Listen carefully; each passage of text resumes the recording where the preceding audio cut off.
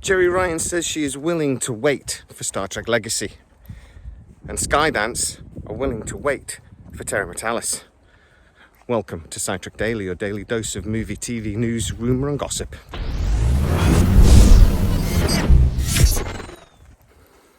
So we've always said on this channel that Star Trek Legacy was a when, not if. And we'd actually heard that Secret Hideout were planning to announce their version of this project, and I'm using those words very carefully, their version of this project sometime this summer just gone. I actually think they'd have announced it at New York Comic Con when they announced that sitcom thing that I'm going to do a video on in a minute, because that might not be happening. Yay! I say their version of Star Trek Legacy because it wouldn't have really been Star Trek Legacy. Star Trek Legacy was really the brainchild of Terry Matalas, who showrun season 3 of Picard. Now, Terry Matalas has gone off to work for Disney, and really, Secret Hideout were not willing to wait. So they hatched a plan that would have been basically showrun by somebody else, but would have had Jonathan Frakes really front and centre. He would have been the public face of the show. He would have directed all the episodes, but it would have been maybe a slightly different version of Star Trek Legacy from the one that we were promised under Terry Matalas. So that was the plan. Jeri Ryan has kind of confirmed this, though, at a Comic-Con just last week. She was asked about Star Trek Legacy, and she said, look, I've had a couple of ideas pitched. One of them wasn't Legacy, but it was a way for Seven of Nine to return to Star Trek. And she said she turned that option down. Now, from what I'm being told, this pitch was this Star Trek Legacy adjacent project. It might have been aboard the Enterprise G only in parts, and it wouldn't have had the full characters and a lot of the legacy characters that really Terry Matalas had promised us. So she has said, no thanks, I'll wait. And she was happy to wait for Star Trek Legacy in its true form to return. Now, why do I say Skydance are also willing to wait for Terry Matalas? So, I'm being told that actually at the highest level over at Skydance, they have informed and directed Paramount to not greenlight Star Trek Legacy. Now, I did tell you a couple of weeks ago actually that Paramount greenlit season 2 of Starfleet Academy, and that was actually without the direct thumbs up from Skydance. This was at the behest of Secret Hideout, and there was a lot of business reasons basically why it was agreed, because, you know, spreads the budget over at least 2 seasons, makes it a slightly more affordable project. It's got nothing to do with how popular they think the show's going to be. Skydance were a little irritated by that because they weren't involved, but I am also then told by insiders that they would have probably grudgingly agreed if they had been asked. This is different. I'm being told that at the highest level over at Skydance, and that's Larry, basically, right at the top, have been involved in this conversation. And they have instructed Paramount not to greenlight Star Trek Legacy. That they are more than willing to wait for this TV show. They are willing to wait, more importantly, for Terry Matalas to finish his projects over at Disney and to make time for his vision of Star Trek Legacy. Now, I only say hurrah to that. I say yes.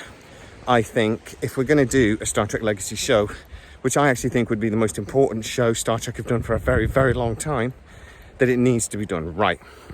And if they don't do it right, don't do it. We've seen way too much Star Trek in recent years that's just not good enough, and we don't need any more.